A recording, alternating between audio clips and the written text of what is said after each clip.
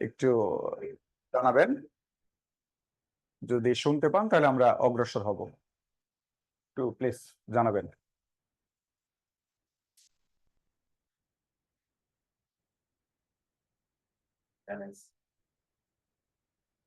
হ্যাঁ, ধন্যবাদ সবাইকে।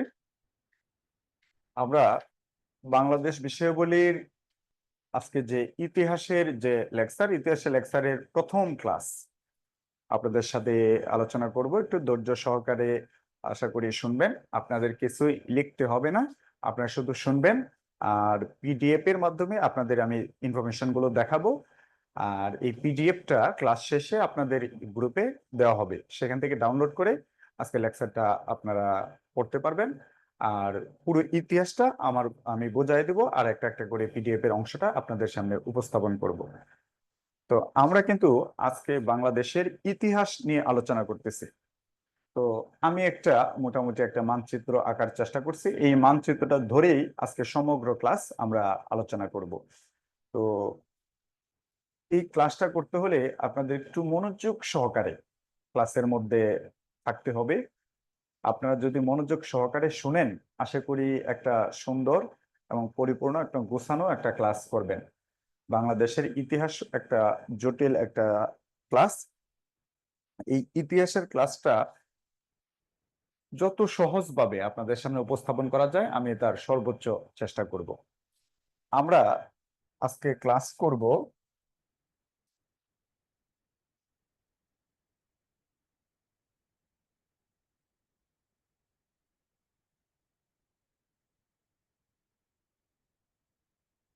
খ্রিস্টপূর্ব 322 সাল থেকে শুরু করব। খ্রিস্টপূর্ব 322 মানে হচ্ছে আজকে যে 2025 সাল, এই যে ইংরেজি সালটা যখন গণনা শুরু হয়েছে তারও 322 বছর পূর্বে। এই যে ইংরেজি সাল যেদিন গণনা শুরু হয়েছে সেদিন থেকে বলে খ্রিস্টাব্দ। আর ইংরেজি সাল গণনা হওয়ার পূর্বের সময়টাকে বলা হয় খ্রিস্টপূর্ব। তো আমরা আজকে থেকে 2800 2850 আগে ক্লাসে আছি। তো আমরা খ্রিস্টপূর্ব 322 আছি, আর আমরা ক্লাসটা শেষ করব প্রথম টপিকটা খ্রিস্টপূর্ব 185, এই সময়টা। এই যে সময়গুলো আপনাদের উল্লেখ করব, এই সময়গুলো আপনাদের কিন্তু মুখস্থ করার কোনো প্রয়োজন নাই। তবে আপনাদের শীটের মধ্যে সময়গুলো উল্লেখ থাকবে এই কারণে, যেন আপনারা কোন সময়টায় পড়াশোনা করতেছেন সেটা যেন বুঝতে পারেন। তো সবাই একটু বলবেন আপনারা কত সালে আছেন এই মুহূর্তে। কেউ একজন, দু একজন বললেই হবে, কত সালে আছেন আপনারা। এতটুকু মনে রাখেন, আমরা কিন্তু কেউ 2025 সালে নাই। আমরা তাহলে কত সালে আছি, ক্লাস যা শুরু করতেছি। হ্যাঁ, সোমাইয়া, ধন্যবাদ। আমরা আছি খ্রিস্টপূর্ব 322 সালে। ওকে, অসংখ্য ধন্যবাদ। খ্রিস্টপূর্ব 322 সালে আমরা এই যে মানচিত্রটা আঁকছি, এটা কিন্তু বর্তমানের বাংলাদেশ এবং বর্তমানের পশ্চিমবঙ্গ। আর এটাকে বলে বিহার, আর এই পাশে আছে উড়িষ্যা। খেয়াল রাখবেন। তো আমরা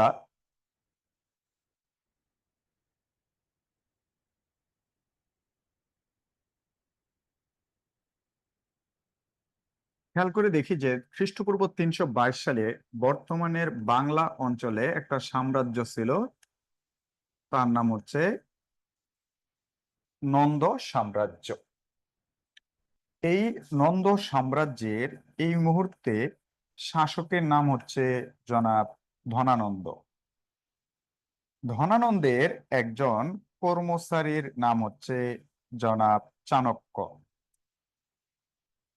আর এই মুহূর্তে পাকিস্তানের সিন্ধু পর্যন্ত ক্ষমতা দখল করে নিয়েছে গ্রিক বীর আলেকজান্ডার। আলেকজান্ডারের সেনাপতি নাম হচ্ছে সেলিউকাস। এই সেলিউকাস এখন পাকিস্তানে অবস্থান করতেছে।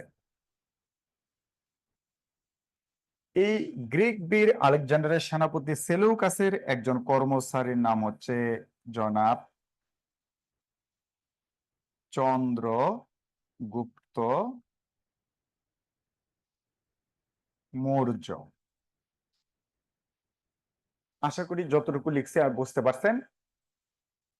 আলেকজান্ডার পাকিস্তান থেকে চলে যাচ্ছে গ্রিসে অর্থাৎ ব্যাবিলনে। যাওয়ার আগে তিনি সেলুকাসকে সতর্ক বার্তা দিয়ে গেল যে চন্দ্রগুপ্ত মৌর্য তোমার জন্য হুমকি স্বরূপ, তাকে গ্রেপ্তার করো বা বিচারের আওতায় আনো। বিশাল ঘটনা, আমি সংক্ষেপে বলতেছি। আর এদিকে ধনানন্দের সাথে চাণক্যের সম্পর্ক খারাপ হয়ে গেল। চাণক্য সরি চাণক্যকে নন্দ সাম্রাজ্য থেকে বহিষ্কার করা হলো। এই চন্দ্রগুপ্ত মৌর্য এবং চাণক্য তারা দুজন এক গ্রুপ হয়ে গেল। এক গ্রুপ হয়ে তারা প্ল্যান করতেছে যে আমরা এখানে একটা সাম্রাজ্য প্রতিষ্ঠা করব। অবশেষে তারা সফল হয়, ধনানন্দকে পরাজিত করে এবং নন্দ সাম্রাজ্য বিলুপ্ত হয়।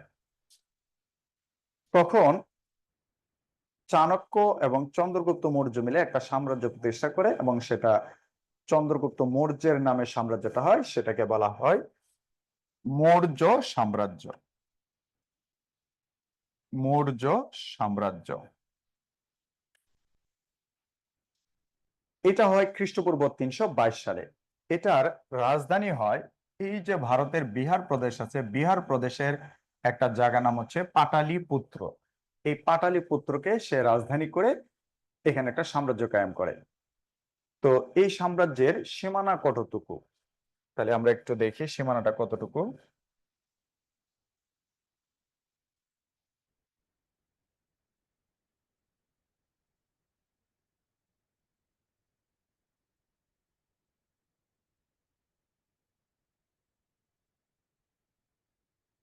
আমরা এই সাম্রাজ্যের সম্পর্কে অ্যানালাইসিস করে যতটুকু জানতে পারি, এদের সীমানাটা হয় অনেকটা এই রকম। অর্থাৎ বর্তমানের বাংলাদেশ, বর্তমানের ভারত, বর্তমানের পাকিস্তান, বর্তমানের আফগানিস্তান, এই পুরো অঞ্চলটাই মৌর্য সাম্রাজ্যের অন্তর্ভুক্ত হয়। এবার একটু খেয়াল করেন ভাই, যদি পাকিস্তানে সেলুকাস ক্ষমতায় থাকে তাহলে চন্দ্রগুপ্ত মৌর্যকে কিন্তু সেলুকাসকে পরাজিত করা লাগছে। আর ইতিহাস পর্যালোচনা করে দেখা যায় ভারতের ইতিহাসে এত বড় সাম্রাজ্য এর আগে কেউ প্রতিষ্ঠা করতে পারে নাই। তাহলে ভারতের সবচেয়ে বড় সাম্রাজ্যের নাম হচ্ছে এই প্রথম মৌর্য সাম্রাজ্য। এটার প্রতিষ্ঠাতা হচ্ছে চন্দ্রগুপ্ত মৌর্য। চন্দ্রগুপ্ত মৌর্য কে বলা হয় ভারতবর্ষের প্রথম সম্রাট। এখন আপনারা যারা ক্লাস করতেছেন আমাকে একটু একটু জানাবেন, আমি কি মৌর্য সাম্রাজ্য কিভাবে আসলো এতটুকু কি আপনাদের বোঝাইতে পারছি কিনা? মৌর্য সাম্রাজ্য কিভাবে প্রতিষ্ঠা হলো এতটুকু আপনারা বুঝতে পারছেন কিনা? জি, সানজেদা ইসলাম ধন্যবাদ। জি, স্বর্ণালী আক্তার অসংখ্য ধন্যবাদ।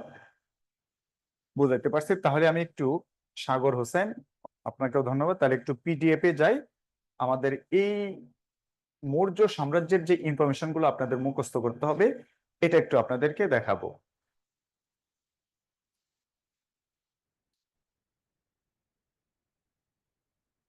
আশা করি দেখা যায়। এই হলো মৌর্য আমল, খ্রিস্টপূর্ব 322 থেকে 185। আপনাদের কিছু লিখতে হবে না, এই জায়গায় আমি ইনফরমেশন দিয়ে রাখছি। আমার কাজ হচ্ছে প্রত্যেকটা সাম্রাজ্য একটার পর একটা কিভাবে আসলো এটা আপনাকে বোর্ডে বোঝায় দেওয়া, আর এই ইনফরমেশন গুলোর সাথে আস্তে আস্তে আপনাদের সাথে পরিচিত করা। তো এবার মানচিত্রটা একটু মাথায় রাখেন, কল্পনাতে রাখেন। ওই যে আমরা মৌর্য সাম্রাজ্য দেখছিলাম, এটা রাজধানী পাটালিপুত্র, এটার প্রতিষ্ঠাতা চন্দ্রগুপ্ত মৌর্য। দেখেন ব্র্যাকেটের মধ্যে লেখা ভারতের প্রথম সম্রাট, তাহলে তাকে বলা হয় ভারতের প্রথম সম্রাট। এই চন্দ্রগুপ্ত মৌর্যের আমলে গ্রিক থেকে একজন দার্শনিক ভারতবর্ষে আসছিল, তার নাম হচ্ছে মেগাস্তিনিস। তার নাম হচ্ছে মেগাস্তিনিস। এই মৌর্য সাম্রাজ্যে বা চন্দ্রগুপ্ত মৌর্যের শাসন আমলে তার একজন প্রধানমন্ত্রী ছিল এবং পাশাপাশি অর্থমন্ত্রীর দায়িত্ব পালন করত, তার নাম ছিল চাণক্য। চাণক্যের অপর নাম হচ্ছে কৌটিল্য এবং চাণক্যের বইয়ের নাম হচ্ছে অর্থশাস্ত্র। আধুনিক রাষ্ট্রবিজ্ঞানের জনক বলা হয় জনাব নিকোলো মেকিয়াভেলিকে। তিনি একটা বিখ্যাত বই লিখছে দ্য প্রিন্স। আমি গতকালকেও বইটা পড়ছি, একটা অংশ, প্রিন্স। বইটা হচ্ছে রাষ্ট্র ব্যবস্থা কেমন হবে, সেনাবাহিনী কেমন হবে, অর্থনীতি কেমন হবে, রাজা এবং জনগণের সাথে কেমন সম্পর্ক থাকবে ইত্যাদি ইত্যাদি বিষয় নিয়ে। চাণক্য যে বইটা লিখছে অর্থশাস্ত্র, নাম অর্থশাস্ত্র হলেও বইটা রাজনীতি সম্পর্কিত। তাই আমাদের ভারতবর্ষের গবেষকটার নাম হচ্ছে ভিনসেন্ট স্মিথ। তিনি বলতেছে যে চাণক্য হচ্ছে আমাদের ভারতবর্ষের মেকিয়াভেলি। তাহলে চাণক্যের অপর নাম হচ্ছে কৌটিল্য, তার বইয়ের নাম হচ্ছে অর্থশাস্ত্র, এবং চাণক্যকে বলা হয় ভারতবর্ষের মেকিয়াভেলি। এই মৌর্য সাম্রাজ্য ক্ষমতায় ছিল খ্রিস্টপূর্ব 322 থেকে খ্রিস্টপূর্ব 185। এই সাম্রাজ্যের অনেকগুলো শাসক ছিল। আমরা অল্প কিছু শাসক সম্পর্কে জানবো। এই সাম্রাজ্যের একজন শাসক ছিল সম্রাট অশোক। এই সাম্রাজ্যের একজন শাসক ছিল অশোক। এই সাম্রাজ্যের বর্তমানের পশ্চিমবঙ্গের এই পাশটায় একটা এলাকা ছিল, নাম ছিল কলিঙ্গ। এই কলিঙ্গটা সম্রাট অশোকের অধীনে ছিল না। এটা দখল করতে এসে নাকি 40,000-এর মতো মানুষ মারা গেছিল। একটু খেয়াল করবেন, মৌর্য সাম্রাজ্যের যত শাসক সবাই কিন্তু সনাতন ধর্মাবলম্বী, অর্থাৎ হিন্দু ধর্মাবলম্বী। তাহলে সম্রাট অশোকও কিন্তু হিন্দু ধর্মাবলম্বী। এই যুদ্ধের ভয়াবহতা দেখে বিস্তারিত ব্যাখ্যা শুনতে চাবেন না, কারণ এখানে ধর্মীয় ইস্যু তৈরি হয়ে যাবে। এই সম্রাট অশোক এই যুদ্ধের ভয়াবহতা দেখে তিনি তার সনাতন ধর্ম ত্যাগ করলেন এবং তিনি বৌদ্ধ ধর্ম গ্রহণ করলেন। প্রশ্ন আসে, সম্রাট অশোক কোন যুদ্ধের ভয়াবহতা দেখে বৌদ্ধ ধর্ম গ্রহণ করেন? এরকম একটা ঘটনা ঘটছিল রোমান সাম্রাজ্যে। ওই সাম্রাজ্যের শাসকের নাম ছিল কনস্ট্যান্টাইন দ্য গ্রেট। তিনি খ্রিস্টান ধর্মে ধর্মান্তরিত হয়ে খ্রিস্টান ধর্মকে সে এলাকার রাষ্ট্রধর্ম ঘোষণা করছিলেন। এরকম ঘটনা যেহেতু আমাদের এলাকাও ঘটছে, তাই সম্রাট অশোককে বলা হয় বৌদ্ধ ধর্মের কনস্ট্যান্টাইন। কনস্ট্যান্টাইন কিন্তু একটা নাম, এটা রোমান সম্রাটের নাম। তাহলে ভারতবর্ষে বৌদ্ধ ধর্মের কনস্ট্যান্টাইন বলা হয় সম্রাট অশোককে। অশোক কিন্তু ভাই আবার এই মৌর্য সাম্রাজ্যের শ্রেষ্ঠ শাসক। এই সাম্রাজ্যের শেষ শাসকের নাম হচ্ছে বৃহদ্রথ। তাহলে প্রথম শাসকের নাম হচ্ছে চন্দ্রগুপ্ত মৌর্য, শ্রেষ্ঠ শাসকের নাম হচ্ছে সম্রাট অশোক, এবং শেষ শাসকের নাম হচ্ছে বৃহদ্রথ।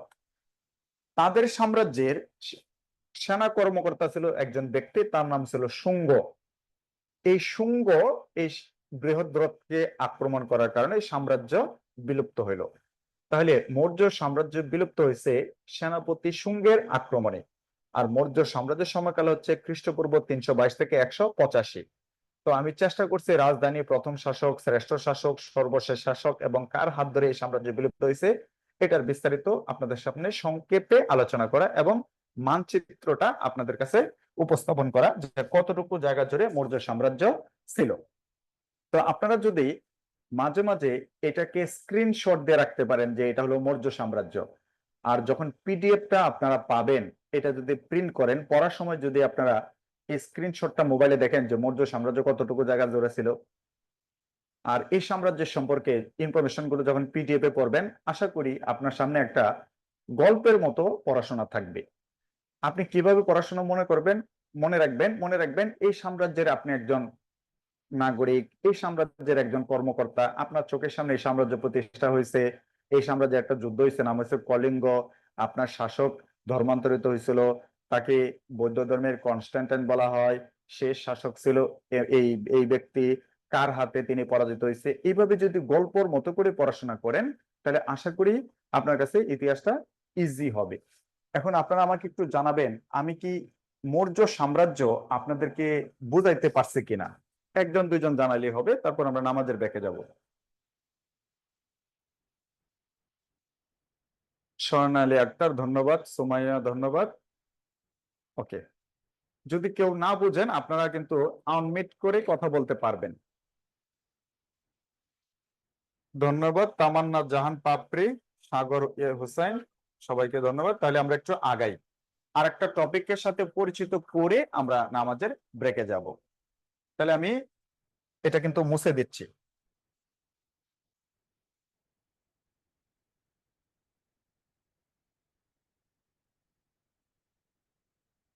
তাহলে ভাই আমরা এখন কত সালে আছি কেউ কি বলতে পারবেন? আপনাদের সাথে আলোচনা করেই কিন্তু ক্লাস করব, তাতে আমাদের সুবিধা হয়।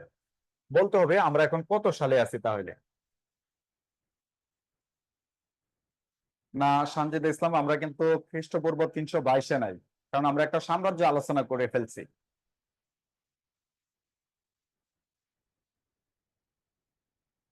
হ্যাঁ, 185। এই তো হয়েছে। ধন্যবাদ। তাহলে আমরা সবাই আছি কিন্তু খ্রিস্টপূর্ব 185-তে। একটু খেয়াল করেন, শুঙ্গ কিন্তু এই সাম্রাজ্যে হামলা করছিল। তাহলে এরপরে যদি শুঙ্গ পুরো এলাকাটা সে দখলে রাখতে পারে, তাহলে আমরা শুঙ্গ সাম্রাজ্য আলোচনা করব। আর যদি দখলে রাখতে না পারে, তাহলে এগুলো এলোমেলো হয়ে গেছে। আসলে সে দখলে রাখতে পারে নাই। শুঙ্গরা মোটামুটি এই অঞ্চলটা কোনো মতে টিকে ছিল। এইভাবে যে শুঙ্গরা ক্ষমতায় আসলো, এরপরে অনেকে ক্ষমতায় আসছে। এইভাবে 500 বছরের মতো পার হয়ে গেছে। শুঙ্গ, অন্ধ্র, এইভাবে অনেকে শাসন করছে। খ্রিস্টাব্দ, এখন কিন্তু আমরা খ্রিস্টপূর্বে নাই, সবাই আছি খ্রিস্টাব্দ। খ্রিস্টাব্দ 320 সালের দিকে বাংলা অঞ্চলে শাসন করে কুষাণ সাম্রাজ্য। একটু খেয়াল করবেন, শুঙ্গ থেকে শুরু করে কুষাণ পর্যন্ত মাঝখানে কিন্তু অনেকে শাসন করছে। আমরা নামগুলো জানি, লিখে নাই, দরকার নাই। এই যে খ্রিস্টপূর্ব 185 থেকে খ্রিস্টাব্দ 320 সাল পর্যন্ত শুঙ্গ থেকে শুরু করে কুষাণ পর্যন্ত অনেকে শাসন করছে, তাদের সম্পর্কে পর্যাপ্ত ইনফরমেশনটা আমাদের কাছে নাই। নাই এই কারণে কোনো গাইড বই, কোনো বাজারের বইয়ে এই সময়কালে ইতিহাস আপনাদের পড়তে হয় না এবং পড়ার সুযোগও নাই। যদি সুযোগ না থাকে, তাহলে খ্রিস্টপূর্ব 185 থেকে আমরা চলে যাব ডাইরেক্ট খ্রিস্টপূর্ব 320-এ। তাহলে আমরা কত সালে আছি কেউ বলেন তো দেখি।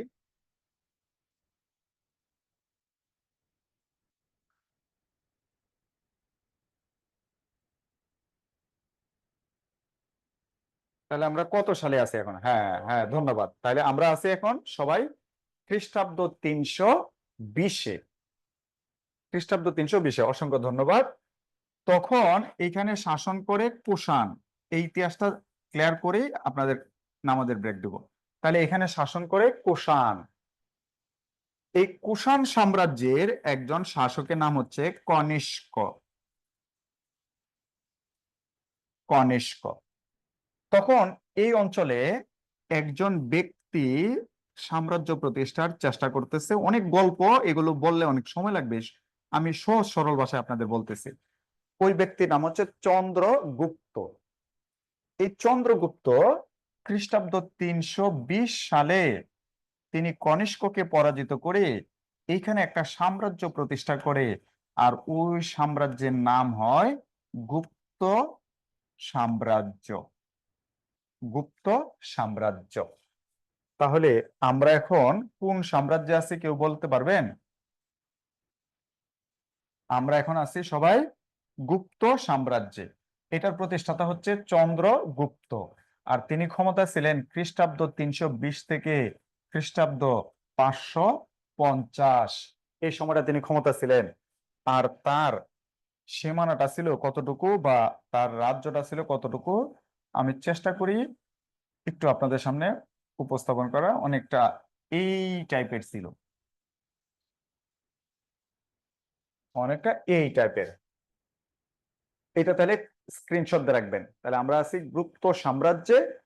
আর সীমানাটা অনেকটা এরকম, পাকিস্তানের বিশাল একটা অংশ, ভারতের একটা বিশাল অংশ, বর্তমানের বাংলাদেশের পুরোটাই প্রায়। যদিও একটু তর্ক বিতর্ক আছে, এগুলোকে আপনারা সিরিয়াসলি না নিলেও চলবে, এতটুকু জায়গা জুড়ে। তাহলে আমরা এখন আছি কোন সাম্রাজ্য ভাই? গুপ্ত সাম্রাজ্য। আর এই অংশটাকে স্ক্রিনশট দিয়ে রাখবেন। তাহলে আমরা এরপরে আলোচনা করব গুপ্ত সাম্রাজ্য। আমি কি আপনাদেরকে গুপ্ত সাম্রাজ্য সম্পর্কে পরিচিত করতে পারছি কিনা কেউ একটু বলেন তো ভাই, বললে আমার জন্য সুবিধা হয়। স্বর্ণালী আক্তার খুব অ্যাক্টিভ মানুষ, ধন্যবাদ। হ্যাঁ, পারছি। তাহলে আপনারা এই গুপ্ত সাম্রাজ্যের এলাকাটা একটু স্ক্রিনশট দিয়ে রাখেন। আর আমি পিডিএফ এ গুপ্ত সাম্রাজ্য সম্পর্কে ইনফরমেশনটা আপনাদের সামনে দিয়ে রাখি। আর 10 মিনিটের সময় দিয়ে আমরা নামাজের ব্রেকে যাব, তারপর গুপ্ত সম্রাটটা একটু সম্পর্কে আলোচনা করব। আর এই যে মাঝখানে যে জল ছাপ দেখতেছেন বাংলাদেশ ফ্ল্যাশব্যাক, এটা আমার বইয়ের নাম, এটা অন্য কিছু মনে করেন না। তাহলে আমরা এই যে গুপ্ত সাম্রাজ্যটা আপনাদের সামনে দিয়ে রাখছি, গুপ্ত সাম্রাজ্য, তাহলে ওই স্ক্রিনশটটা দেখবেন আর এই গুপ্ত সাম্রাজ্যটা একটু পড়বেন। পরে আমি আশা বুঝাই দিচ্ছি। এখন বাজে 6টা 28, 10 মিনিটের মধ্যে আমরা আবার ক্লাস শুরু করব।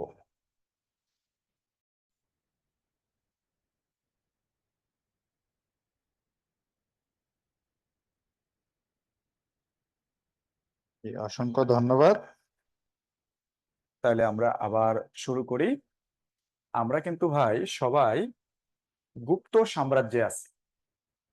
তো গুপ্ত সাম্রাজ্যে আমার কথা ছিল আপনাদেরকে একটা পিডিএফ দেখাবো।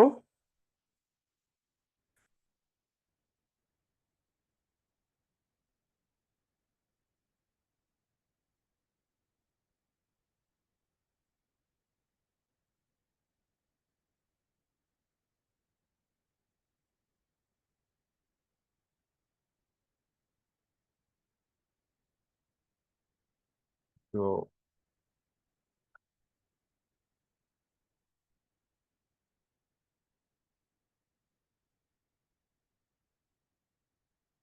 এই হচ্ছে পিডিএফ।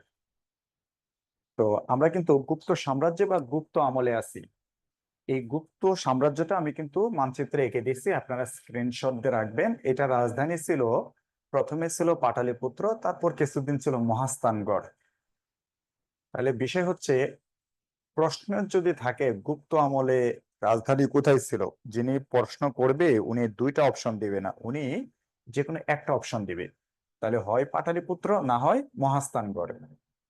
আর গুপ্ত সাম্রাজ্যের প্রতিষ্ঠা ছিল চন্দ্রগুপ্ত। একটা বিষয় খেয়াল রাখবেন, মৌর্য সাম্রাজ্যের প্রতিষ্ঠাতা আর গুপ্ত সাম্রাজ্যের প্রতিষ্ঠাতার নামের মধ্যে বেশ কিছুটা সাদৃশ্য থাকলেও তারা কিন্তু একই ব্যক্তি নয়, এই বিষয়টা খেয়াল রাখবেন। তাহলে গুপ্ত সাম্রাজ্যের প্রতিষ্ঠাতা হচ্ছে চন্দ্রগুপ্ত। তবে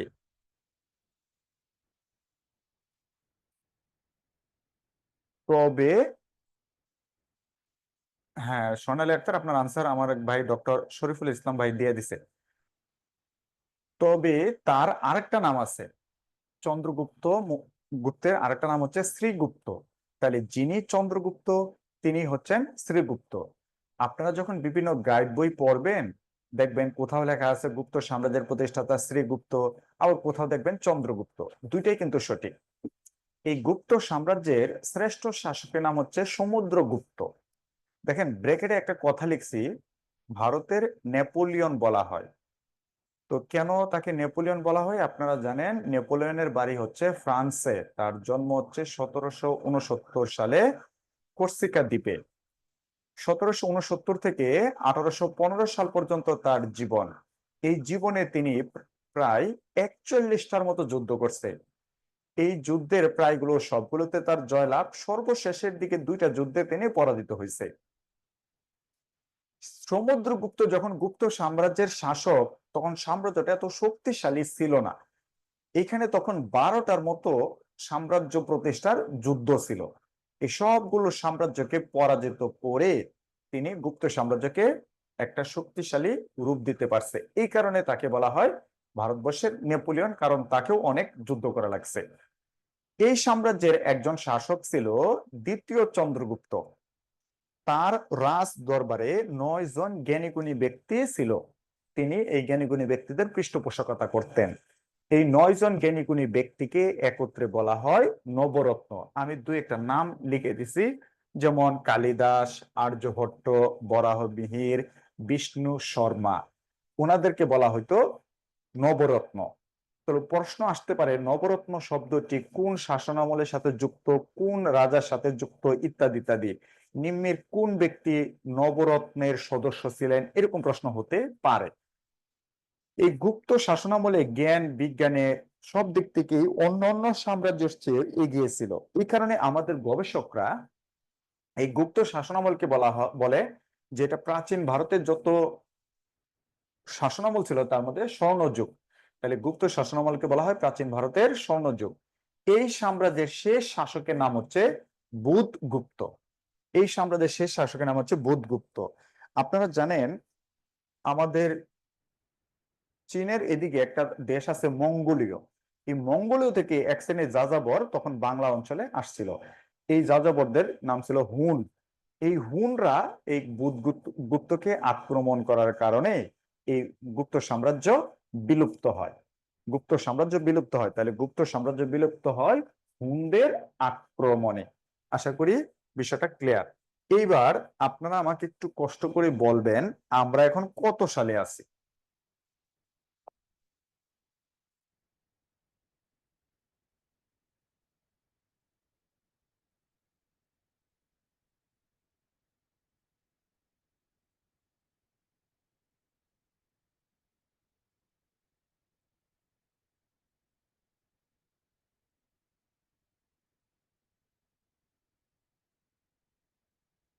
আমরা কত সালে আছি? এই DIBA নিশ্চিত নতুন যোগদান করছে। হ্যাঁ, হ্যাঁ, বাকিদের আনসার ঠিক আছে। আমরা এখন আছি 550 খ্রিস্টাব্দে। ডি দিবা দিবা আপনি মনে হয় কেবল জয়েন করছেন, এই কারণে বুঝতে পারতেছেন না। তাহলে আমরা আছি এখন 550 সালে। আপনারা আমাকে একটু বলবেন এতক্ষণ যে আমরা মৌর্য সাম্রাজ্য গুপ্ত সাম্রাজ্য আলোচনা করছি, তাদের ধর্মটা কি একটু কথাবার্তা বললে আমাদের সুবিধা হবে। তাদের ধর্মটা কি কেউ বলেন তো দেখি প্লিজ। মৌর্য এবং গুপ্ত সাম্রাজ্যে আলোচনা করছি, তাদের ধর্মটা কি? সানজিদা ইসলাম, হিন্দু। হ্যাঁ, হয়েছে। এখন প্রশ্ন হচ্ছে আমরা ইসরাত, শাবাব, তৃষা হিন্দু, ধন্যবাদ। প্রশ্ন হচ্ছে আমরা এখন 550 সালে আছি। আমাদের বর্তমান বাংলাদেশ তো বটেই, ভারতবর্ষ, আমরা যে বর্তমানে ইসলাম ধর্ম, এই মুহূর্তে যে ইসলাম ধর্ম আমরা প্র্যাকটিস করি, এই ধর্মের বাণী প্রচার শুরু হয়েছে কিনা এবং ভারতবর্ষে এই ধর্মের বাণী শুনে মুসলিম মুসলিম আছে কিনা। আশা করি আপনি আমার কোয়েশ্চেনটা বুঝতে পারছেন।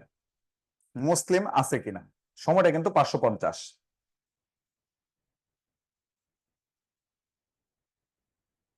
কেউ বলতে পারতেছেন না?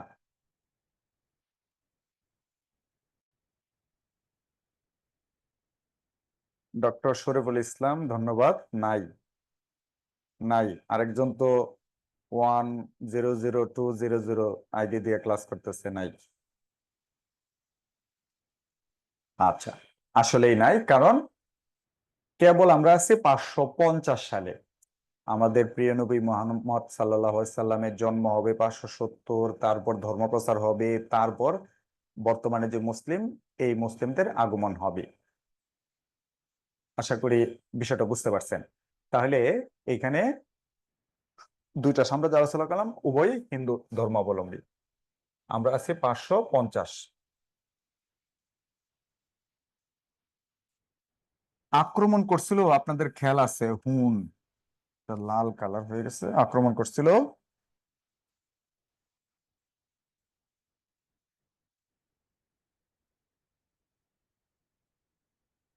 হুন। তাহলে এরপরে যদি হুনরা সমগ্র এলাকা তারা দখলে রাখতে পারে, তাহলে আমাদের মানচিত্র আগের মতো রাখতে হবে। এরিয়াটা যদি না রাখতে পারে দখলে, তাহলে চেঞ্জ হয়েছে, আসলে চেঞ্জ হয়েছে, তারা ধরে রাখতে পারে নাই। তো কিছুদিন এখানে হুনরা শাসন করছে। এরপরে শাসন করছে বর্তমানের ভারতের আসাম প্রদেশ থেকে এক ব্যক্তি এসে, তার নাম ছিল যশোবর্ধন। তাহলে 550-এর পরে আমাদের শাসন করছে হুন ও যশোবর্ধন। তারা শাসন করছে 550 থেকে 606। 550 থেকে 606, এই 56 বছর তারা শাসন করছে। ভাই, আপনারা কি কোনো গাইড টাইড বইয়ে এই হুন এবং যশোবর্ধনের শাসনকাল নিয়ে কোনো ইনফরমেশন পড়ছেন আজ পর্যন্ত? কেউ পড়ছেন কিনা?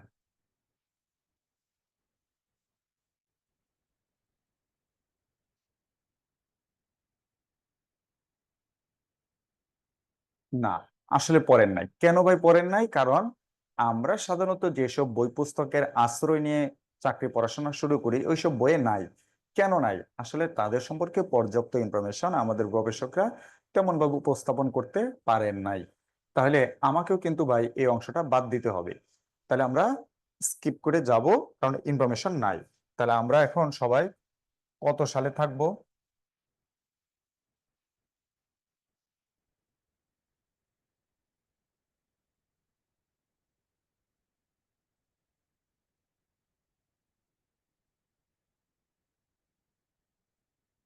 হ্যাঁ, শুভ কর্মকার, এতক্ষণ পরে তার আবির্ভাব হয়েছে। তাহলে আমরা আছি 606 সালে। 606 সালে। আচ্ছা, তখন যারা সাম্রাজ্য পরিচালনা করত তাদেরও কিন্তু কর্মচারী লাগতো। আমাদের যেরকম বর্তমানে ডক্টর মোহাম্মদ ইউনূস স্যারেরও কর্মচারী লাগে, বা যে কোনো সরকার ক্ষমতা থাকলে কর্মচারী লাগে, আপনাদেরকে যেরকম নিয়োগ দিবে তাদেরও কর্মচারী লাগতো। তখন যারা সাম্রাজ্যের অধীনে থেকে সরকারি চাকরি করত তাদেরকে বলা হয়তো সামন্ত। যারা বিশাল এলাকার দায়িত্ব নিয়ে দায়িত্ব পালন করত তাদেরকে বলা হয়তো মহা সামন্ত।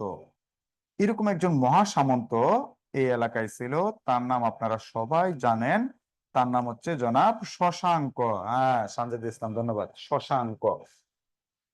এই শশাঙ্ক 606 সালে যশোবর্ধনকে হত্যা করে তিনি এখানে একটা সাম্রাজ্য প্রতিষ্ঠা করছে। বর্তমানের চাঁপাইনবাবগঞ্জের উল্টা পাশে পশ্চিমবঙ্গে ওই অঞ্চলটাকে একসময় বলা হতো গৌড়। তিনি এই গৌড়কে কেন্দ্র করে একটা সাম্রাজ্য প্রতিষ্ঠা করছে, আর গৌড়ের একটা শহরের নাম ছিল কর্ণ সুবর্ণ। এই কর্ণ সুবর্ণকে তিনি করলেন রাজধানী। তাহলে রাজা শশাঙ্কের মাধ্যমে এখানে প্রতিষ্ঠা হইল গৌড় সাম্রাজ্য, এবং তার রাজধানী হইল কর্ণ সুবর্ণ। তার এলাকাটা কতটুকু জায়গা জুড়ে ছিল? তার এলাকাটা অনেকটা এইরকম ছিল, অনেকটা এইরকম। আমি যে একেবারে হুবহু 100% এরিয়াটা দেখাইতে পারছি, বিষয়টা কিন্তু এইরকম না, আমি সেটা দাবি করব না, তবে অনেকটাই এইরকম ছিল গৌড়। আমাদের ইতিহাসবিদরা বলে এই প্রথম বাংলা, বিহার, উড়িষ্যায় কোন ব্যক্তি শাসক পাইলাম যিনি ভারতবর্ষ থেকে এই অঞ্চলটাকে আলাদা করে তার মতো করে শাসন করতে পারছে। এই কারণে শশাঙ্ককে বলা হয় বাংলার প্রথম স্বাধীন সার্বভৌম শাসক। তিনি ক্ষমতায় ছিলেন 606 থেকে 637, 606 থেকে 637 সাল পর্যন্ত। তাহলে আমাদের গৌড়ের শাসনকাল হচ্ছে 606 থেকে 637। এইবার আপনারা বলবেন আমাদের প্রিয় নবী মহানবী সাল্লাল্লাহু আলাইহি সাল্লামের জন্ম হয়েছে কিনা? এখানে যারা হিন্দু ধর্মাবলম্বী আছেন, এটা শুধু আমরা আলোচনা করতেছি যে কিভাবে মুসলিমরা এখানে আসবে সেটার বিষয়টা বোঝানোর জন্য। তৃষা, হ্যাঁ। রাফিয়া সুলতানা ঋতু, হ্যাঁ। সঞ্জিতা, হ্যাঁ, ধন্যবাদ। ওনার জন্ম হয়েছিল 570 খ্রিস্টাব্দে। আর উনি, বলতে হবে, ধর্ম প্রচার শুরু করছে কত সালে?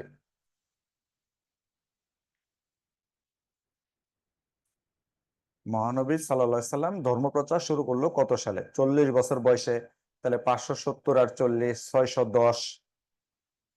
তাহলে অনুমান করা যায় মহানবী সাল্লাল্লাহু সাল্লাম যখন ধর্ম প্রচার করে তখন আমাদের এলাকার শাসকের নাম কি? বলেন দেখি। মহানবী সাল্লাল্লাহু সাল্লাম যখন ধর্ম প্রচার করে তখন আমাদের এলাকার শাসকের নাম কি? শশাঙ্ক। দিবা, এই তো দিবা পরে যোগদান করেও বুঝে গেছে। সবাইকে ধন্যবাদ। এখন প্রশ্ন হচ্ছে, মহানবী সাল্লাল্লাহু সাল্লাম মারা গেল 632, মতান্তরে 633। তার জীবন দশায় বর্তমান বাংলাদেশে ইসলাম ধর্মের মেসেজ আসছে কিনা, বা কোনো মেসেঞ্জার আসছে কিনা, এটা আপনাদের কাছে প্রশ্ন না করে আমি বলি। মেসেঞ্জার আসতেও পারে, নাও আসতেও পারে। তবে আমি একটা ক্ষুদ্র ইতিহাস জানি, আমার ছোটখাটো পরিশ্রম দিয়ে আমি জানতে পারছি। বর্তমানের বাংলাদেশের লালমনিরহাট জেলা দিয়ে হযরত আবু ওয়াক্কাস নামক এক ব্যক্তি, যিনি মহানবী সাল্লাল্লাহু আলাইহি সাল্লামের দুঃসম্পর্কের মামা হয় মা আমেনার চাচাতো বা সৎ ভাই এরকম কিছু একটা হয়। উনি প্রবেশ করছে 620 সালে।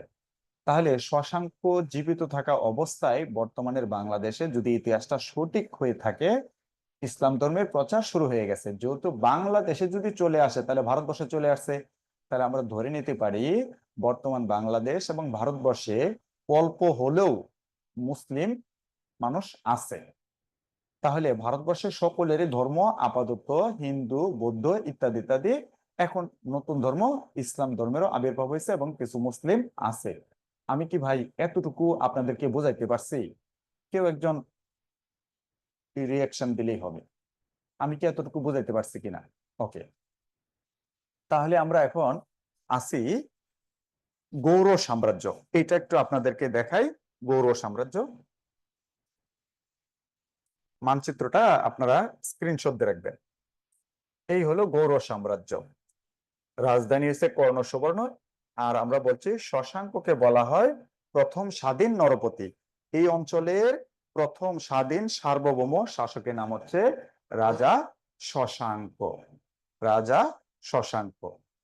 আশা করি বিষয়টা ক্লিয়ার। এইবার একটু শুনেন। আমাদের এই অঞ্চলে যখন শশাঙ্ক শাসন করে,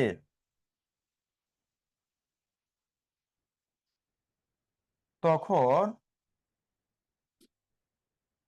এই অঞ্চলে একটা সাম্রাজ্যের নাম ছিল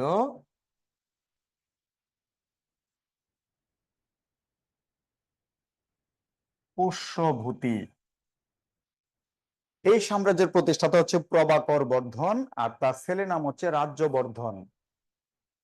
শশাঙ্ক বাংলায় যখন ক্ষমতায় আসলো 606 সালে, তখনই তিনি এই রাজ্যবর্ধনকে 606 সালে হামলা করলো। ভাই, যদি সে পুষ্যবতী সাম্রাজ্যে হামলা করে এবং রাজ্যবর্ধনকে পরাজিত করে, তাহলে পুষ্যবতী সাম্রাজ্য এখন শশাঙ্কের। কিন্তু শশাঙ্ক রাজ্যবর্ধনকে হত্যা করছে, ঠিক আছে, কিন্তু ক্ষমতা নিতে পারে নাই, কারণ রাজ্যবর্ধনের ছোট ভাই ছিল হর্ষবর্ধন। হর্ষবর্ধনের কারণে। তাহলে এই অংশ হচ্ছে হর্ষবর্ধন, আর এই অংশ হচ্ছে শশাঙ্ক। শশাঙ্ক যখন ওইখান থেকে পুষ্যবতী সাম্রাজ্য থেকে চলে আসে, তখন রাজ্যবর্ধন এবং হর্ষবর্ধনের ছোট বোনকে সাথে করে নিয়ে আসে। এই কারণে হর্ষবর্ধন বাংলায় হামলা করবে। হর্ষবর্ধন বিহার রাজ্যের একটা জায়গা নাম হচ্ছে কনৌজ, এই পর্যন্ত চলে আসলেন। তখন শশাঙ্ক ভাবলেন যে তিনি হর্ষবর্ধনের সাথে যুদ্ধ করে জয়লাভ করতে পারবে না, তাই বোনকে ছেড়ে দিলেন। তো হর্ষবর্ধন তখন আর বাংলায় হামলা করে নাই। তবে হর্ষবর্ধন এবং শশাঙ্কের মধ্যে সবসময় টুকটাক যুদ্ধ বিগ্রহ লেগে থাকতো। এবার শশাঙ্ক মারা গেল 637 সালে। তখন হর্ষবর্ধন বাংলা দখল করে নেয়। তাহলে আপনাদের বলতে হবে হর্ষবর্ধন বাংলা দখল করে কত সালে?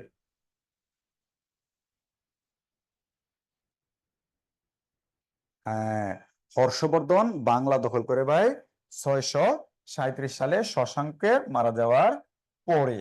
তাহলে বাংলায় কিন্তু হর্ষবর্ধন শাসন করে গেছে।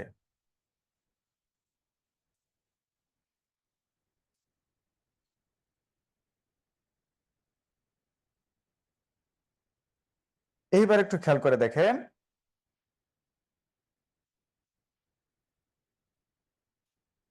তাহলে হর্ষবর্ধনের সীমানা কিন্তু এই পুরোটা হয়ে গেল। এইখানে আবার একটু খেয়াল করেন, তিনি যেহেতু দুইটা অঞ্চল একটু ভাগ করে শাসন করছেন। এই অঞ্চলের রাজধানী ছিল তার এই এই জায়গাটা কনৌজ। হর্ষবর্ধন 637 সালে বাংলা দখল করে তিনি মারা গেলেন 647 সালে। তাহলে তিনি বাংলা শাসন করলেন মাত্র 10 বছর। তাহলে বাংলায় হর্ষবর্ধনের শাসনকালের একটা ইতিহাস আছে। কিন্তু হর্ষবর্ধন তো ভাই ক্ষমতায় আসছিল পুষ্যবতীতে 606 সালে। তাহলে আমরা হর্ষবর্ধনের সময়কাল দুইটা দুইটা লিখতে পারি। একটা 606 থেকে 647, আর শুধু যদি বাংলায় বলি তাহলে 637 থেকে 647। আমি কি এতটুকু আপনাদেরকে বোঝাইতে পারছি কিনা একটু বলবেন? আমরা এভাবে আস্তে আস্তে অল্প অল্প করে আগাবো, এত অস্থির হওয়ার কিছু নাই। তাহলে আমাদের হর্ষবর্ধন নিয়ে একটু পড়াশোনা করার দরকার, তাহলে একটু হর্ষবর্ধন নিয়ে তার পুরো জীবনী নিয়ে একটু পড়াশোনা করব, কারণ তাকে নিয়ে বিসিএস প্রশ্ন আসে। এই যে দেখেন, হর্ষবর্ধনের বাংলা শাসনকাল, আমি কিন্তু লিখছি হর্ষবর্ধন উত্তর ভারতের এক খ্যাতনামা সম্রাট, যিনি 606 থেকে 647 খ্রিস্টাব্দ পর্যন্ত শাসন করেন। তিনি পুষ্যবতী বংশীয় রাজা প্রভাকর বর্ধনের সন্তান ছিলেন। বড় ভাই থানেশ্বরের রাজা রাজ্যবর্ধন গৌড়ের সম্রাট শশাঙ্কের হাতে নিহত হলে 606 সালে হর্ষকে রাজা ঘোষণা করা হয়। হর্ষবর্ধনের আমলে চীন থেকে এক পরিব্রাজক আসছিল, তার নাম হিয়েন সাং। হর্ষবর্ধন কবিতা ও নাটক লিখতেন। কৌনো ছিল হর্ষবর্ধনের রাজধানী। তার রাজদরবারে বিখ্যাত কবি ছিল বাণভট্ট। হর্ষবর্ধন প্রথম জীবনে একজন শৈব হলেও পরবর্তী জীবনে তিনি বৌদ্ধ ধর্মের অনুসারী হন। তিনি প্রথম ভারতীয় রাজা যিনি চীনের সাথে কূটনৈতিক সম্পর্ক স্থাপন করেন। 637 সালে পরিব্রাজক হিয়াংসাং কর্ণ সুবর্ণে আগমন করেন। ভাই আমি আমরা তাহলে 647 সালে আছি।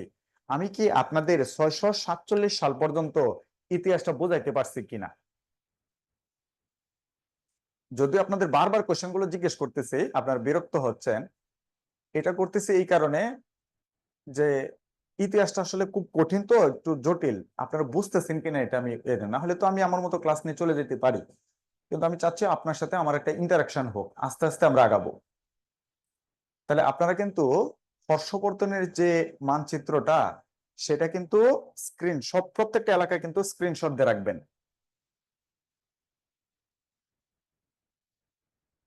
তাহলে একটু দেখেন, আমরা কিন্তু এই সাম্রাজ্যে আছি এখন, আছি কিন্তু আমরা সবাই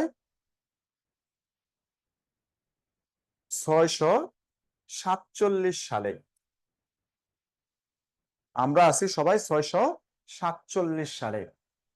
হর্ষবর্ধন মারা যাওয়ার পরই এই যে বিশাল একটা এলাকা হর্ষবর্ধনের, এই এলাকায় আর কোনো শক্তিশালী সাম্রাজ্য প্রতিষ্ঠা হয় নাই। শক্তিশালী সাম্রাজ্য প্রতিষ্ঠা না হওয়ার কারণ হচ্ছে, তখন এই অঞ্চলে যারা ছিল সবাই নিজের শক্তিশালী ঘোষণা করত। 100 জনের উপরে ব্যক্তি নিজেকে রাজা দাবি করে। যেখানে 100 জনের উপরে ব্যক্তি নিজেকে রাজা দাবি করে বা নিজেদের সাম্রাজ্য আছে বলে দাবি করে, সেখানে কোনো সাম্রাজ্য ছিল না। ওই সময় এখানে যুদ্ধ বিগ্রহ সবসময় লেগে থাকতো।